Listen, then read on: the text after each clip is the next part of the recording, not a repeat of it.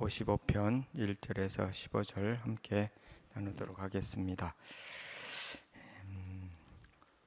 오늘 시에 보면은 다윗이 매우 큰 곤경 가운데 있다는 것을 알 수가 있습니다. 근심과 탄식이 있고 또 사망의 위험, 두려움이 있다고 그랬고 공포가 있다고 그랬습니다. 특별히 가까운 친구가 이제 원수가 되었다 그렇게 말을 하고 있습니다. 많은 학자들은 이 시의 배경에 대해서 압살롬의 반역에 의해서 쫓겨갈 때라는데 공통적인 의견을 모으고 있다고 합니다. 그래서 압살롬에 의해서 이제 자기 아들이죠. 아들에 의해서 이제 쫓겨가는 상황인데 그 중에 이 원수는 누구냐면 이제 압살롬 옆에서 그를 조언했던 아히도벨이다. 이제 그렇게 말을 하는 학자들이 있고 대부분 그것에 동의하고 있습니다. 그래서 아히도벨은 자신의 조언가였었는데 전략가였었는데 압살롬이 반역을 하면서 이제 압살롬에게 붙은 거죠. 배신을 한 거죠. 그런데 사무엘하 16장에 보면 이 아히도벨이 그쪽으로 갔다는 말을 듣자마자 하나님 앞에 기도합니다. 아히도벨의 그 지혜를 멸하해 달라고 그렇게 기도를 하고 굉장히 놀라는 것을 알 수가 있죠. 아히도벨이 거기 갔다는 것은 본인에게는 아주 큰 타격이 되는 것입니다. 그래서 이제 그의 그동안에 자기 옆에서 이렇게 조언을 했던 것을 보면은 이제 그쪽 가서 만약에 압살롬에게 조언을 할 때 자신의 목숨도 위태롭다 하는 것을 알게 되는 것입니다. 그래서 이제 그런 상황 속에서 이 시를 적고 있다 하는 것입니다. 사무엘하 16장의 이제 내용을 배경으로 하는 거죠. 아히도벨의 그 이름은 뜻은 어리석다 하는 뜻입니다. 어리석다. 그가 하나님 편에 있었고 다윗 편에 있었을 때에는 그가 아주 지혜로운 사람이었습니다. 그러나 이 반역을 하고 하나님과 멀어진 상태에서 반역을 한 압살롬을 이제 조언을 하고 할 때에는 그의 조언은 이제 더 이상은 세상적으로는 지혜롭지만 결국은 어리석은 조언이 되고 그 이름처럼 어리석은 자가 되었다는 것입니다. 오늘 말씀 보시면 1절부터 하나님이여 내 기도에 귀를 기울이시고 내가 간구할 때 숨지 마소서. 다윗은 이제 기도할 수밖에 없는 상황이 되었습니다. 하나님 앞에 도움을 구하고 있습니다. 사무엘하 16장에도 그가 이 아히도벨이 그쪽으로 갔다는 말을 듣자마자 이제 하나님 앞에 기도하는 것을 알 수가 있는데요. 여기서도 이제 다른 어떤 인간적인 그러한 지혜보다는 그는 기도하게 되었습니다. 내 기도에 귀를 기울이시고 간구할 때 숨지 말아 달라는 거죠. 우리 늘 기도에 대해서 반복해서 듣고 있고 시편은 계속 기도에 관해서 다윗의 기도 또 여러 시편 기자들의 하나님 앞에 한 기도문인 거죠. 시편이 많은 부분은 그만큼 이제 기도는 믿음의 표현이기 때문에 그렇죠. 그래서 내 기도를 귀를 기울여 달라. 그리고 간구할 때 숨지 말아 달라. 간절히 이제 기도하는 거고 고난 속에서 이제 간절히 기도하는 거죠. 그래서 고난의 의미 중에 하나는 간절한 기도의 기회가 된다는 거죠. 고난이 없을 때 이렇게 간절히 기도하기가 어렵죠. 모든 것이 잘 될 때에는 물론 하나님 앞에 감사는 하지만 간절한 마음, 가난한 마음으로 주님 앞에 쓰지는 못하죠.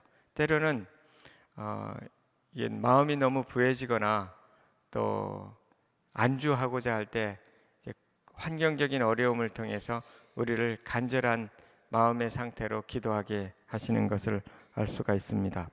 물론 압살롬의 반역은 다윗의 잘못에 기인한 부분도 많이 있습니다.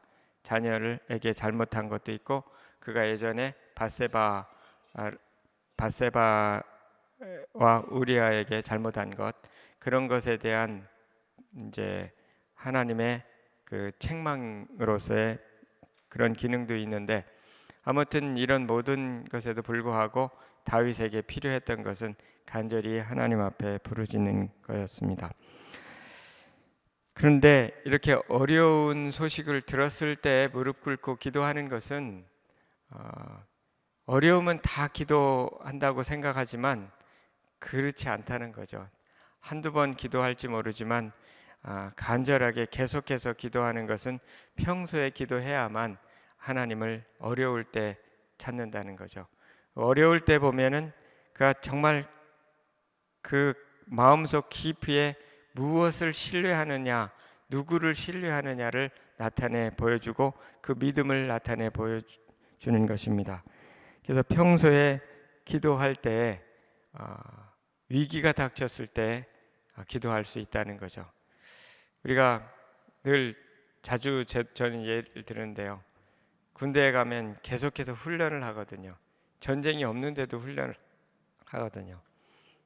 때로는 땅을 팠다가 땅을 다시 덮기도 하고, 그 쓸데없는 것처럼 보이는 그런데 늘 가만히 있지 않고 계속적으로 이제 준비를 하는 거죠. 몸도 준비하고 여러 가지 이제 대비해서 준비하는 것. 그것을 없을 수도 있는 한 번의 전쟁을 위해서 그렇게 준비한다 그러는데, 기도도 마찬가지인 거죠. 이런 위기 상황 속에서 이것을 잘 대처하기 위해서는 평소에 늘 깨어 근신하는 것이 훈련되지 않으면 어렵다는 거죠. 평소에 깨어 근신하는 것이 훈련되었을 때 어려움 앞에서도 의연히, 힘들지만 의연히 대처하고 견뎌나갈 수 있다는 것입니다. 지금 다윗은 평생 동안 이렇게 하나님 앞에 기도했던 사람인데 이런 어려움, 때로는 늘 기도하는 사람에게도 이런 어려움이 닥치고 또 간절히 기도하게 되는 것을 알 수가 있습니다. 기도는 또한 지혜로움이죠. 성경은 하나님을 경외하는 자가 경외하는 것이 지혜의 근본이라고 말씀을 하는데, 경외함의 표현 중에 하나가 기도입니다. 그렇기 때문에 기도가 지혜로운 자의 표지죠. 아히도벨이 다윗과 가까이 하며 기도할 때는 그는 지혜로운 사람이었고 가장 지혜로운 사람이었는데, 이제 하나님을 떠나고 반역한 자와 연합할 때에 그는 가장 어리석은 자가 되었던 것입니다. 아히도벨이 기도했다는 이야기는 성경에 없습니다. 또한 다윗은 탄식하며 울며 기도했습니다. 2절에서 5절 보면 내게 굽히 사응답하소서, 내가 근심으로 편하지 못하며 탄식하오며, 여기 편하지 못하며 이 영어적 표현 보면 마음이 산란하며 이런 표현을 썼습니다. 근심으로 마음이 산란한 겁니다. 혼란스러워진 겁니다. 탄식한다, 이것은 또 그 킹 제임스의 버전에 보면은 울고 있다라는 표현을 씁니다. 그러니까 마음이 굉장히 근심하게 되고 마음이 산란하게 되고 굉장히 애통하고 울고 있는, 그 울면서 기도하고 있는 것이죠. 왜냐하면 원수의 소리 때문에, 제가 보면 이는 원수의 소리, 즉 원수가 한 말 때문에, 악인의 압제 때문에 그들이 죄악을 내게 더하며 노하며 나를 핍박하나이다. 그들이 핍박 때문에 울면서 탄식하고 그리고 마음이 산란해 있습니다. 내 마음이 내 속에서 심히 아파하며 사망의 위험이 내게 이르렀도다. 두려움과 떨림이 이르고 공포가 나를 덮였도다. 마음이 심히 고통스럽습니다. 왜냐하면 가까운 옆에 있던 사람이 배신을 하니까 마음이 고통스러운 거죠. 또 사망의 위험이 있습니다. 상대방이 굉장히 전략가이거든요. 그렇기 때문에 머리가 아주 뛰어난 사람이고 사망의 고통이 이제 자기에게 이르렀다 하는 것, 두렵고 떨리고 공포가 나를 덮었다. 인생을 살면서 때로는 이런 심각한 상태에 빠질 때가 있습니다. 공포가 있고요. 두렵고 떨리고, 그리고 마음이 도무지 종잡을 수 없는 산란한, 그래서 탄식할 수밖에 없는. 근데 이때에 다윗은 여전히 나를 굽히사 응답하소서. 굽힌다는 것은 영어 표현해 보면은 들어달라는 거죠. 듣고 내 기도를 잘 듣고 내 탄식 소리를 좀 잘 듣고, 즉 내 마음을 좀 이해해 주시고 이 상황을 이해해 주시고 응답해 주십시오라고 기도하고 있습니다. 생애 마지막에 할 수 있는, 믿는 자로서 할 수 있는 그 밑바닥은 뭐냐면 하나님 앞에 아무것도 의지할 지금 게 없으니까, 왕이지만 왕궁을 떠나 있고요. 그리고 엄청난 대적 앞에서 처해 있을 때 인간이 할 수 있는 것은 어떤 사람을 찾아갈 수도 없는 그런 상황 속에서 탄식하며 기도하고 있는 것입니다. 인간이 할 수 있는 가장 기본적이고 또 기본적인 것이죠. 그런데 이런 어려움 속에서 이렇게 하나님 앞에 탄식하며 기도하는 것이 아름다운 일입니다. 하나님 보시기에는 아름다운 일입니다.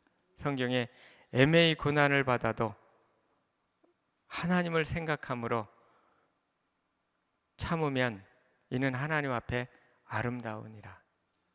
나는 고통스럽고 그렇지만 이 고통을 하나님 앞에 가져가는 것, 그것은 아름답다 하는 것입니다. 지금 다윗은 매우 어려운 속에 있고 공포 속에 있고, 그렇지만 하나님 앞에 아름다운 모습을 보이고 있습니다. 근데 이때 이제 지금 상황은 사울에게 쫓겼던 때보다 더 어렵고 더 고통스러운 그런 상황이 아닌가 생각이 됩니다. 사울은 원래 그런 사람이라고 생각할 수가 있죠. 또 왕이었고 질투가 있는 사람이고. 근데 지금 첫째는 자기 아들인 압살롬에 의해서 이렇게 압살롬이 반역, 그 다음에 아히도벨의 배신, 이것은 사울에게 쫓겨다닐 때보다 훨씬 더 큰 아픔이 되는 것입니다.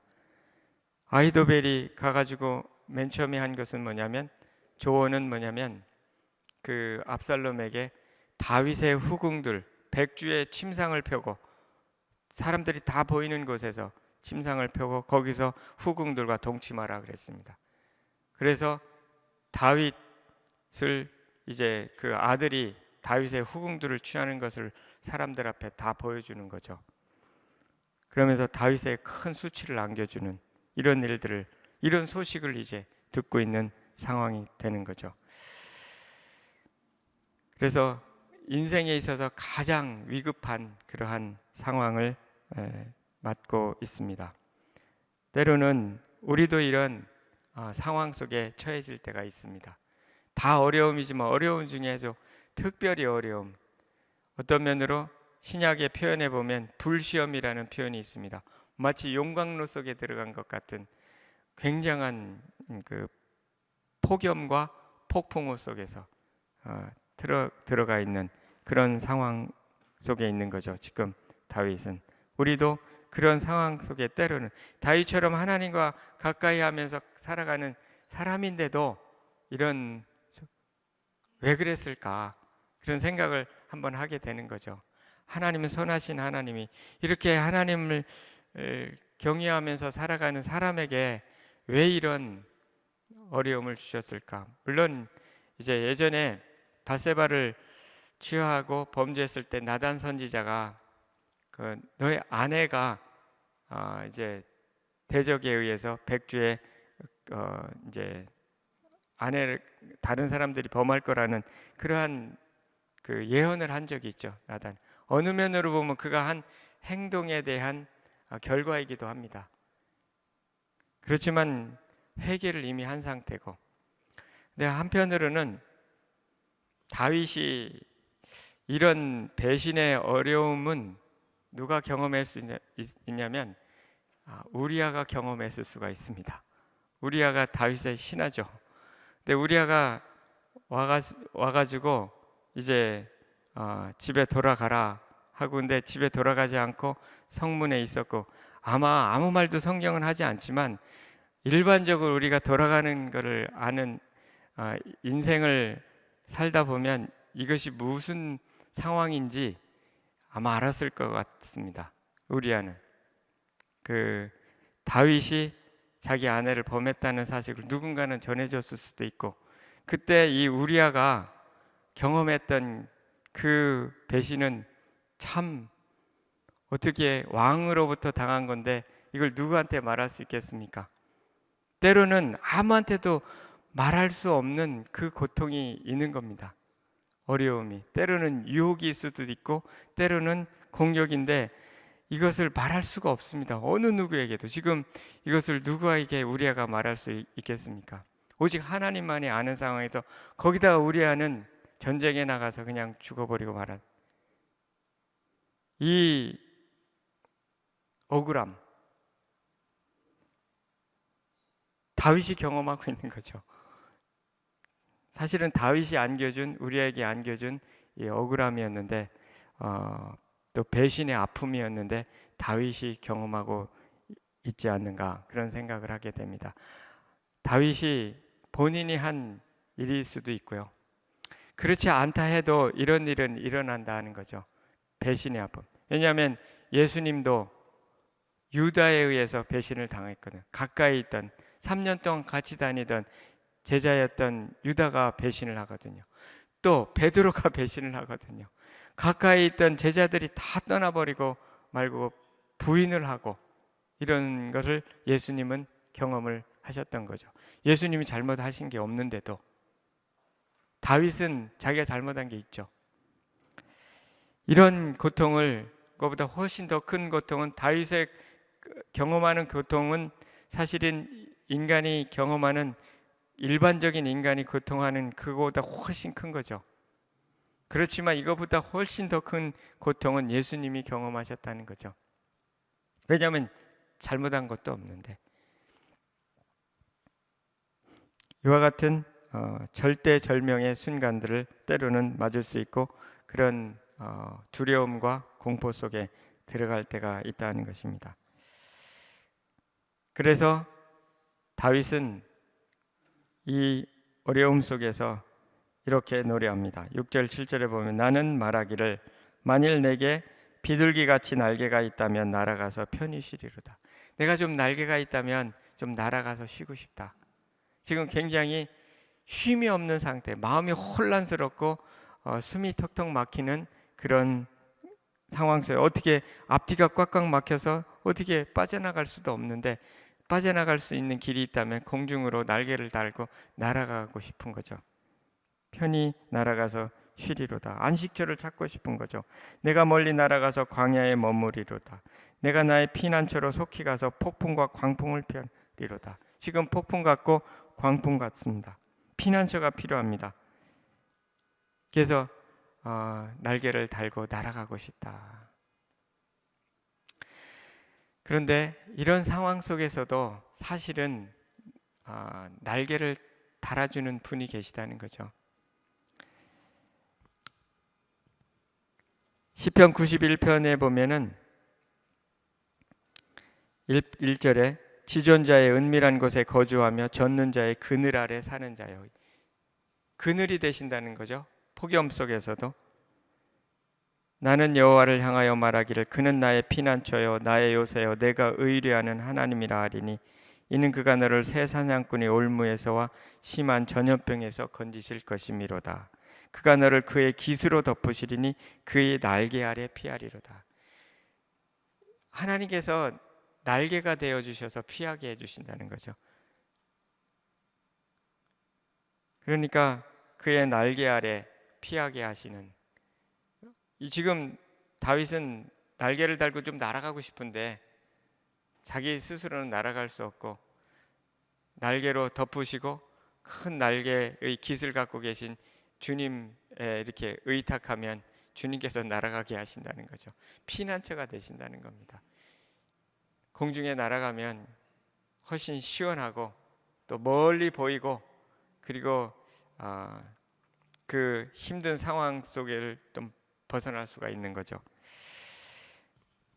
재미난 표현은 우리가 하나님을 찾는다고 할 때 여호와를 찾는 자에게 모든 좋은 것에 부족함이 없겠다 그랬고, 하나님은 피난처가 되어 주신다 그랬는데요.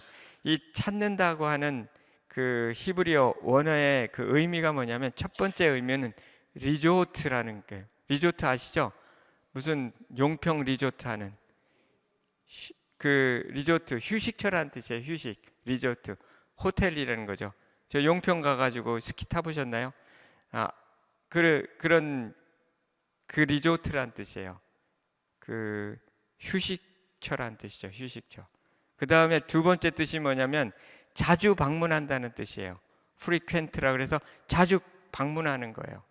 그러면 하나님을 찾는다는 뜻이 무슨 의미냐면, 두 가지를 합하면 자주 방문해서 쉰다 하는 뜻입니다. 하나님을 찾는다는 것은 어떠한 폭염 속에서도, 어떤 영광로와 같은 그런 불시험 속에서도 주님 앞에 가면 쉴 수 있다. 그리고 자주 찾아가서 쉬어야 된다는, 한 번 찾는 게 아니라 계속해서 찾아가고 계속해서 쉼을 누릴 수 있다. 왜냐하면 지금 이런 상황은 한 번 하나님 앞에 구했을 때 오는 잠시 이렇게 위안을 얻지만, 다시 현실을 보면요, 다시 깜깜한 거예요.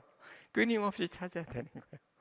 끊임없이 주님을 부르짖고 끊임없이 찾고, 이럴 때 겨우겨우 작은 피난처를 가지고 살아가는 거죠. 그러다가 하나님께서 문제들을 해결해 주시는 걸 경험하는데, 그 어려움 속에서도, 폭풍과가 계속 몰아치는 그런 속에서도 주님 앞에 가면 피난처가 되어 주신다는 거죠. 쉼이 있다는 거죠. 그리고 자주 찾아갈 때마다 쉼을 주신다 하는 것입니다. 어떤 어려움이 있죠. 확실히 매일매일이 어려움이 있습니다. 어려움이 없는 사람 없습니다. 어려움이 없는 사람은 유혹이 있습니다. 사단은 항상 내 옆에서 나를 공격한다고 하면 틀리지 않습니다. 잘 되는 사람이요, 잘 된다고 너무 허허거릴 게 하나도 없습니다. 바로 옆에 사탄이 있습니다. 한번 보세요. 잘 되는 사람 옆에 시커먼 사람이 하나 있습니다. 나를 유혹하고 있습니다. 여러모로 유혹합니다. 그만큼 우리는 주님 바깥에서는 안전하지 않습니다. 그래서 늘 주님 가까이 하면서 피난처로 삼아 살아가야 됩니다. 어려울 때뿐만 아니라, 어려움은 때로는 사라집니다. 사라진 후에도 보이지 않는 더 큰 어려움이 있습니다. 유혹입니다. 세상의 유혹들. 그래서 하나님께서는 우리의 피난처가 되어 주시고 또 방패가 되어 주시는 것입니다. 다윗은 이게 평소에 늘 자신의 부족함도 있지만 일평생 하나님과 동행하면서 이것을 알았기 때문에 이 어려움 속에서도 숨을 헐떡거리면서 주님을 탄식하면서 찾고 있습니다. 그리고 그 안에서 휴식을 취하고 있는 것입니다. 9절 11절에 보면, 내가 성내에서 강포와 분쟁을 보았사오니 주여 그들을 멸하소서. 그들이 혀를 잘라버리소서. 그들이 주야로 성벽 위에 두루다니며 성중에는 죄악과 재난이 있나니 악독이 그 중에 있고 압박과 속임수가 그 거리를 떠나지 아니하도다. 이거는 혀를 잘라버려 달라고 기도하는데, 이런 기도는 우리는 하지 말아야죠. 혀를 잘라버리라고. 저는 예수님을 처음 예수님 믿기 전에 성경을 읽었는데 시편부터 읽었습니다. 하나님이 계신 것 같고, 그래서 이제 책방에 가서 성경을 샀는데 그게 무슨 성경인지 알지도 못하고 공동 번역을 샀습니다. 알고 보니까, 나중에 보니까 천주교 다니는 분들이 이제 보는데 그것도 성경이니까 시편부터 읽는데 너무 무섭더라고요. 그 중에 이런 구절이 있어요. 혀를 잘라버려 달라 그러고. 무서웠지만 그래도 하나님 믿고 싶다, 이런 마음이 들었던 기억이 나는데, 아무튼 그 혀가 뭐냐면 아이도벨의 혀죠. 압살롬에게 아첨하고 압살롬에게 악한 계획을 이제 제공하고 있고 조언을 제공하고 있는, 전략을 제공하고 있는 아이도벨의 혀고, 그 일당들의 혀가 되는 거죠. 잘라버려 달라. 이거는 뭐냐면 그들의 그 속임수와 그들의 악한 것들을 멈추게 해달라는 의미겠죠. 아무튼 혀는 능히 길들일 사람이 없나니 야고보서에 보면 쉬지 아니하는 악이요 죽이는 독이 가득한 것이요.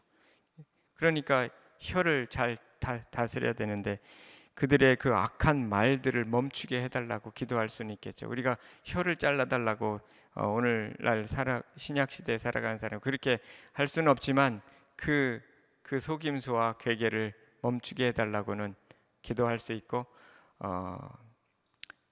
이 당시의 정신은 눈에는 눈, 이에는 이니까 그렇게 하지만 오늘 예수 그리스도 안에서는 원수까지도 사랑하라고 하니까 그들의 괴계는 멸하여 주시고 돌이키게 해달라고 기도하고 축복해달라고 기도할 수 있겠죠. 아무튼 그들이 혀를 멸해달라고 멸해 주시고 또 잘라달라고 기도하는데 우리는 그들을 축복하면서 그 괴계를 멸해달라고는 기도할 수 있겠습니다. 정말 억울한 것은 아까도 말씀드린 대로 친구가 배반한 거죠. 12절 14절 나를 책망하는 자는 원수가 아니라 원수일진데 내가 참았으리라. 나를 대하여 자기를 높이는 자는 나를 미워하는 자가 아니라 미워하는 자일진데 내가 그를 피하여 숨었으리라. 그는 곧 너로다. 나의 동료 나의 친구요 나의 가까운 친으로다. 우리가 같이 재미있게 의논하며 우리 무리와 함께하여 하나님 집안에서 다녔도다. 예전에 재미있게 친구처럼 의논했고 그 의논이라는 것은 서로 이제 의논했겠죠. 어떻게 이제 나라를 다스릴 건지 또 어떻게 할 건지 어려서부터 같이 있었다는 거죠. 어려서 친구고 또 나의 친구요 또 같이 재미있게 의논하며 우리와 함께 했고 하나님이 집안에 다녔도다. 이렇게 하나님 집안에 함께 다닐 때는 문제가 없었는데 지금 한쪽은 하나님 집 바깥에 있다 보니까 이런 어려움인데 문제는 원수였다는 거죠. 친구가 원수였다는 것입니다. 때로는 우리도 가까운 사람이 우리에게 대적이 될 수 있죠. 예수님도 마태복음 10장 34, 36절에 보면 내가 세상에 화평을 주러 온 줄로 생각하지 말라. 화평이 아니요 검을 주러 왔노라. 내가 온 것은 사람이 그 아버지와 딸이 어머니와 며느리가 시어머니와 불화하게 하려 함이니 사람의 원수가 자기 집안 식구리라. 마태복음 10장 34에 36절인데 때로는 이 복음을 위해서 하나님 안에서 복음을 위해 살아갈 때 잠깐 가족이 이렇게 나의 원수가 될 수 있다는 거죠. 자기 사람의 원수가 집안 식구가 될 수가 있는 거죠. 한 사람은 신앙이 없고 한 사람은 주님을 가까이 가려고 할 때 이 옆에 믿지 않는 사람이 신앙을 방해할 때가 때로는 있죠. 그러나 그때 대부분들 경험하는 것은 굳세게 하나님께 붙어 있고 하나님과 동행하면 그 사람이 변화되는 것을 경험하죠. 그런 경험들을 많이 하셨을 줄 아는데요. 잠깐 그렇게 되는 때가 있습니다. 가까운 사람이 우리의 원수가 되는 때가 있는 거죠. 아무튼 이러한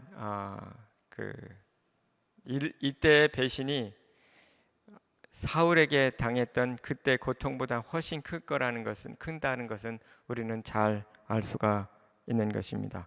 너무너무도 고통스러운 거죠.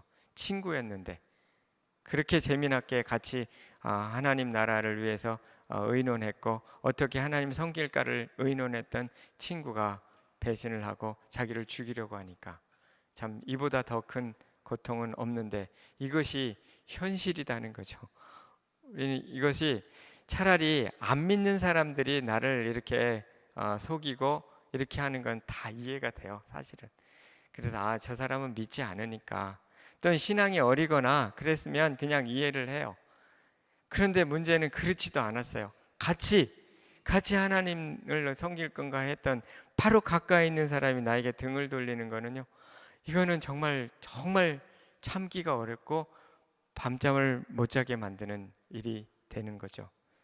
그래서 하나님께서 때로 우리에게 그런 것을 경험하게 하시는데 정말 뭐냐면 우리의 큰 본 밑바닥까지 하나님을 신뢰하는가, 이런 속에서도 신뢰하는가라고 하는 것을 시험하기 위해서, 또 그런 믿음을 주시기 위해서 그런 경험을 하게 한다는 거죠. 그 속에서도 하나님의 섭리는 있다 하는 것입니다. 결국은 하나님께서 자신의 의로우심을 나타내신다는 거죠. 16절에 보면 사망이 갑자기 그들에게 임하여 산채로 스올에 내려갈지어다. 이는 악독이 그들이 거처에 있고 그들 가운데 있음이로다. 사망이 갑자기 그들에게 임하여 산채로 스올에, 또 이 스올이라는 것은 이게 음부라 그러는 거죠. 지옥이라고 하기도, 산채로 내려갈지어다. 이는 악독이 그들이 거처가 있고, 그 하나님께서 갑자기 이 악에 대해서 심판하시는 날이 있다는 거죠. 이 16절 뒤에 보면은 이제 그걸 알 수가 있는데, 이제 갑자기 하나님께서 어느 순간 악인을 멸하실 때가 있다는 거죠. 시편 37편 10절에도 잠시 후에는 악인이 없어지리니 내가 그것을 자세히 살필지라도 없으리로다. 하나님은 결국 의로우신 분입니다. 결국은 잠깐 고난을 주시지만 갑자기 어느 순간 되면 거둬가신다는 거죠. 악인을 그대로 악인의 자리로 돌아가게 보응하시는 분이시다는 거죠. 그리고 어려움에서 건져주신다는 것입니다. 그래서 하나님은 의로우시다. 그렇기 때문에 또 은혜가 있는 거죠. 하나님께서 하나님의 그 준비하신 은혜를 베풀어 주시는 거죠. 예수님을 유다가 배반했고요. 예수님은 하나님이시기 때문에 다윗이 당한 그런 인간적인 그 아픔을 경험을 안 하실 수도 있는데, 인간의 몸으로 오셨고 또 인간으로 오셨기 때문에 이 아픔을 경험은 분명히 하셨습니다. 유다의 배반, 제자들의 배반, 그들에게 당한, 또 옆에 있는 사람들로에 당한 모욕, 온갖 고통을 경험하신 거죠. 십자가에서 또 고통받고 버림당하고, 심지어는 하나님으로부터도 잠시 버림받는 그런 경험을 하셔야 했던 것이죠. 그래서 예수 그리스도께서 모든 고통을 다 짊어지신 것이죠. 다윗의 지금 현재 이것은 예수님의 그 고통과 그 경험과 물론 그보다 훨씬 큰 거지만 연결되어 있습니다. 그렇기 때문에 예수님께서는 우리의 모든 어려움을 아신다는 거죠. 히브리서 4장 15절에 우리에게 있는 대제사장은 우리의 연약함을 동정하지 못하실 리가 아니요 모든 일에 우리와 똑같이 시험을 받으신 이로되 죄는 없으시니라. 시험을 똑같이 받았고 고통을 똑같이 받았지만 죄는 없으시다는 거죠. 그래서 이제 우리는 예수님께 은혜의 보좌 앞에 나갈 수 있다는 거죠. 그러므로 우리는 긍휼하심을 받고 때를 따라 돕는 은혜를 얻기 위하여 은혜의 보좌 앞에 담대히 나아갈 것이니라. 어떤 고통 속에서도 하나님은 긍휼히 여기시고 우리를 동정해 주시고, 그리고 은혜를 베푸시는 분이기 때문에 그 앞에 우리는 은혜의 보좌 앞에 나가서 쉼을 얻을 수 있다는 거죠. 그리고 결국은 억울함을 갚아주시고 또 의로움을 나타내 보여주시는 분이시다는 거죠. 예수 그리스도를 의지하는 여러분 되시기를 소원합니다.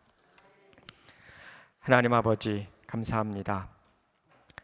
다윗이 고통 속에서 탄식하며 부르짖고 주님의 응답을 구하였습니다. 우리도 때로는 다윗과 같이 가까운 사람의 배신이나 어려움 속, 기가 막힐 웅덩이에 처해지는 그런 상황 속에, 공포의 상황 속에 처할 때도 있습니다. 그러나 우리의 피난처 되시고 우리의 안식처 되신 주님 앞에 나갈 수 있게 해주시고, 우리의 모든 어려움들을 이해하시고 또 이미 경험하시고 승리하신 예수 그리스도를 의지할 수 있도록 도우시고 은혜를 베풀어 주시옵소서. 오늘도 은혜의 보좌 앞에 나아가는 저희가 되도록 인도하여 주옵소서. 감사하며 예수님 이름으로 기도합니다. 아멘. 하늘에 계신 우리 아버지여, 이름이 거룩히 여김을 받으시오며 나라 임하옵시며 뜻이 하늘에서 이룬 것 같이 땅에서도 이루어지이다. 오늘날 우리에게 일용할 양식을 주옵시고 우리가 우리에게 죄 지은 자를 사해 준 것 같이 우리 죄를 사해 주옵시고 우리를 시험에 들게 하지 마옵시고 다만 악에서 구하옵소서. 대개 나라와 권세와 영광이 아버지께 영원히 있사옵나이다. 아멘. 네, 하나님께 감사합니다. 네, 계속 갖고 계신 기도 제목을 가지고 기도하시겠습니다.